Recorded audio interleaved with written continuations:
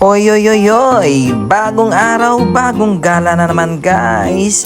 So ngayon is birthday ng aking lola at 79th birthday niya ngayon at napag-isipan naming magpamilya na gagala at maliligo kami sa isang magandang beach dito sa Guimaras. Habang si mama ay nagluluto pa, sinundo ko na yung aking mga tita at tito doon sa kanilang lugar.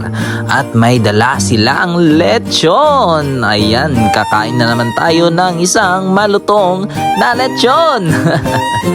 So bali yung iba naming pamilya, dumiretso na sa bahay para isahan na lang yung pag-pick up ng sasakyan para mas mabilis at mas madali. At enjoy na enjoy yan sila. Excited pa kasi magsiswimming na kami at nandito na kami sa isang sikat na paliguan na pampamilya dito sa Guimaras. At ayan na, nagpe-prepare na sila at hinihintay lang namin yung isa naming tita. At ako'y gutom na kaya tinikman ko muna yung malakasang lumpia ng aking tita. Habang naghihintay pa tayo sa ating tita, nag-ikot-ikot muna tayo para malibang naman. At ewan ko ba kung saan ba tayo pupunta nito kasi binidyoan lang ako ng aking pinsan At eto na, pakita ko yung itsura nila, yung gutom na at excited na kumain ng lechon, no? So ako is titikman ko yung malutong na lechon. Alright, sobrang lutong yan guys at sobrang sarap. At ayan, kumakanta na sila kasi gutom na yan. Kita mo yan, parang artista lang si Lola kasi maraming nagbibideo, maraming nagpipicture pa at excited na kumain kasi gutom na gutom.